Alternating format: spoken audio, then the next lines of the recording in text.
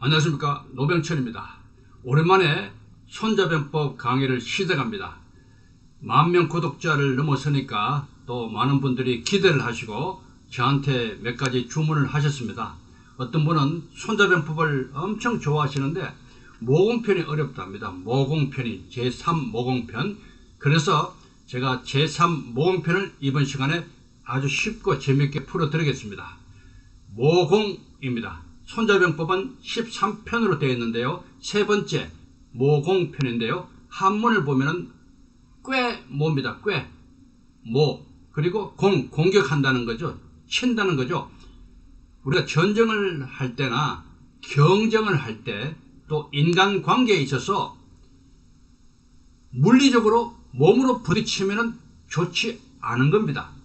물리적인 부딪힘, 몸으로 부딪힘은 깨짐을 우리가 당하게 돼요.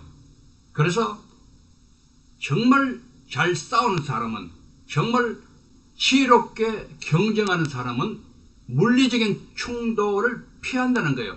머리를 써서 싸운다는 겁니다. 머리를 써서 이긴다는 겁니다. 머리를 써서 성공시킨다는 것이 바로 모공편의 핵심입니다. 핵심. 자, 모공이 아니에요. 이렇게 땀구멍, 모공이 아니고 꾀로 공격한다. 머리를 써서 싸운다. 머리로 싸운다. 이 뜻입니다. 파전 좋아하시죠, 여러분? 예, 술자리에 가면은 꼭 이 파전이 있습니다. 대한민국 사람이라면 저도 좋아하고 누구나 좋아합니다. 자, 파전. 왜 제가 파전을 이렇게 보여드릴까요? 이유가 있습니다. 제3모공편에 첫 번째 이런 어구가 나옵니다. 손자왈 범용병지법 전국위상 파국차지.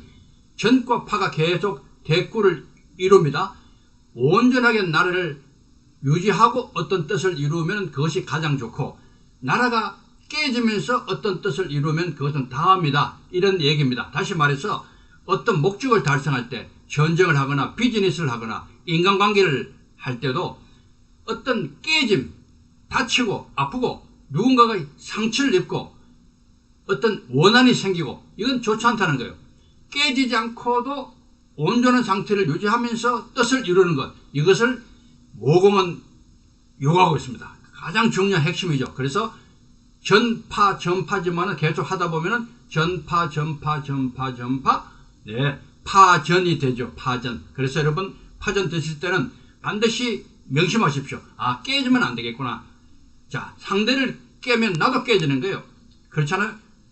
내가 10대를 때렸다.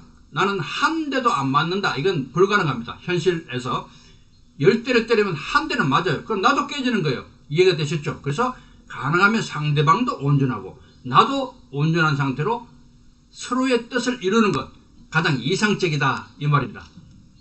파전 잊지 마십시오. 자, 이렇게 격투기 여러분 좋아하시잖아요. 이렇게 깨진 상태로 이겼다. 물론 이기는 건 좋지만은 이런 것은 차선이다는 거죠. 자, 여자 복싱 챔피언입니다. 세계 챔피언인데 이렇게 깨지고 이런 험한 모습으로 이겼다. 이것은 물론 이기면 좋지만 별로 좋지는 않습니다. 남의 얼굴에 피 눈물 나게 해놓고 내가 이겼다, 내가 성공했다, 좋지 않은 겁니다. 피로서의 승리라고 제가 중앙선대위에 1년간 전면 연설을 했습니다. 그때 제일 먼저 피로서의 승리를 제가 연설을 했어요. 이 말이 뭔가면요, 이 피로스라는 에피로스의 국왕입니다. 그리스의 왕이죠. 계속 싸웠어요. 잘 싸웠어요. 하지만 피해가 많았어요. 결국은 마지막에 로마와 싸우다가 본인도 죽고 나라도 멸망합니다. 부하가 말했어요. 이 로마와 싸우기 전에, 와, 우리가 이렇게 이겼으니까, 늘 이겼으니까 정말 대단합니다. 이 칭찬을 했어요, 왕한테. 그러니까 피로스 왕이 했던 말이, 이렇게 계속 피해를 입고 이기면은 우리도 결국은 망하게 돼 있다, 이런 말을 합니다. 피로스의 승리죠. 이겨놓고도, 성공해놓고도 이건 좋지 않다는 거예요. 가정을 돌보지 못하고, 밖에서는 성공했어요. 그럴듯하게 돈도 많이 벌고 누가 봐도 성공했다. 그는 부러움도 사고 칭찬도 받겠지만, 실제로 가정에 돌아가 보면은 부부가 서로 이게 갈라져 있고, 부모 자식이 서로 이게 이 안 좋은 관계로 되어버리고 이런 것은 좋지 않은 거예요. 그러니까 이게 참 잘해야 돼요. 무조건 성공, 무조건 승리를 위해서 달리다 보면 이런 일이 생길 수 있습니다. 부전성이 여기서 나옵니다. 자, 파전, 모공의 핵심, 머리를 써서 온전한 상태를 유지하면서 내가 원하는 목적을 달성하는 것이 모공인데, 그래서 부전성이 나오는데요. 부전성 잘 들어보십시오. 그 유명한 부전성이 우리가 조기 축구를 할 때 잘 뽑으면은 싸우지 않고도 올라가잖아요. 와, 좋아서 전부 다 부전성이다 하고 외칩니다. 물론 맞습니다. 싸우지 않고도 올라갔으니까. 그런데 엄밀한 의미로 부전성은 그런 또 의미가 아닙니다. 잘 보십시오. 백전백승 비선지선자해라. 유명한 백전백승이 나왔잖아요.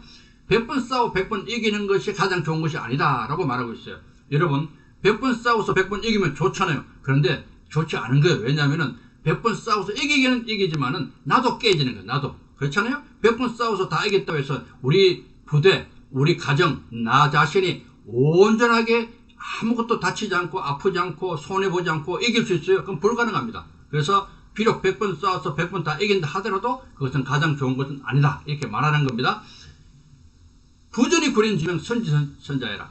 싸우지 않고도 적을 굴복시킬 수만 있다면 그것이 가장 좋은 것이다. 이것이 바로 모공의 핵심 아니겠어요? 본래 부전성이란 말은 없습니다. 여기 잘 보십시오. 앞에 성, 뒤에 부전, 조어입니다. 부전성입니다. 요즘은 중국어 사전에 부전성이 나옵니다만 옛날엔 나오지 않았어요. 부전성 이렇게 출처가 이렇게 나옵니다. 여러분 잘 보시기 바라고요. 일본 스모 선수들이 한 편에서 안 나오면 부전성 해서 이렇게 올립니다. 싸우지 않고 이긴 거죠. 사실 부전성의 최초 시작은 강태공이에요. 강태공 아시죠? 주나라를 세울 때 큰 역할을 한, 그리고 제나라를 공업으로 받았죠. 왕으로 또 이렇게 임명이 되고, 그 땅에서 600년 후에 손무가 태어났어요. 손자병법의 저자. 그래서 손무는 강태공의 병법에 굉장한 영향을 받습니다. 강태공이 그 당시 주나라를 세울 때 가능한 깨지지 말자. 깨지면 오래 지속이 안 되고 큰일을 이룰 수 없다. 그러니까 최대한 머리를 써서 싸우자. 물리적으로 충돌하지 말고 최대한 싸우지 않고도 이기는 방법을 찾자. 그것이 바로 강태공이 얘기했던 부전성의 개념이거든요. 육도 삼약이라는 책도 지었다고 하지만 그것은 아직도 불명확합니다. 어쨌든 강태공은 부전성을 처음부터 시작한 사람이고 그것을 손자병법의 저자 손무가 그것을 가지고 왔어요. 이것을 보면 창의라는 것은 아무것도 없는 데서 그냥 하늘에서 뚝 떨어지는 것이 아니라 대체로 보면은 옛날에 있었던 거, 있었던 물건, 있었던 생각, 어떤 아이디어에서 가져오는 경우가 많습니다. 그것이 새로운 창의가 되겠죠. 강태공이 이런 말을 했어요. 어쩔 수 없을 때는 마지막에 전쟁을 하라. 물리적으로 부딪히라는 거예요. 어쩔 수 없을 때. 그런데 가급적이면 피하라는 거예요. 피하라. 싸움은 하지 말라는 것이 강태공의 말입니다. 우리가 길 가다가 이상한 사람 만날 수 있어요. 그러면은 이 부딪히잖아요. 그럼 피하는 게 좋아요. 괜히 뭐 하겠다고 그냥 뭐 자존심 세워서 덤벼들고 하다 보면 내가 잘못될 수 있어요. 크게 다칠 수 있고 엄청난 일을 당할 수 있어요. 그러니까 일단 피하는 것이 좋아요. 운전하고 가다가 뒤에서 클락션 빵빵 울릴 때 어떻게 해요? 뭐 화가 확 나죠? 창문 열고 소리치면 또 일이 생길 수 있어요. 그냥 가면 돼요. 부전성입니다. 그것이. 자, 이 그림을 보십시오. 말도 안 되는 이 대비 아닙니까? 사실 부전성은요, 요행이 싸우지 않는 것이 아니에요. 실제로 우리가 부전성을 우리 현실에서 이루기 위해서는 힘이 필요합니다. 힘, 파워. 이 말이 뭔가면요, 요행이 그냥 싸우지 않았다. 그것도 물론 좋지만 언제나 요행을 우리는 바랄 수 없는 거예요. 그래서 이 방법이 있어요. 첫째는 돈이 많으면 부전성이 가능합니다. 실제로 재력가, 돈 많은 사람에게 사람들이 어쩔 수 없는 경우가 있어요. 돈 때문에 굴복할 수도 있고요. 그렇죠? 돈이 많으면 일단 부전성이 쉬워집니다. 내 말을 잘 들으니까, 내 돈으로 먹고 사니까. 또 어떤 경우가 있을까요? 권력이 높으면 대통령이다 뭐다 하면은 그 권력 때문에 내가 꼼짝을 못합니다. 상대방도 꼼짝 못하고 싸울 일이 없죠. 그래서 권력이 아주 높거나, 아니면 또 있어요. 힘이 셀 때 내가 육체적으로 힘이 아주 세요. 그러면 뭐 어쩔 수 없겠죠. 또 있어요. 지식이 엄청날 때 내가 가지고 있는 정보, 요즘은 정보 시대잖아요. 정보가 무기잖아요.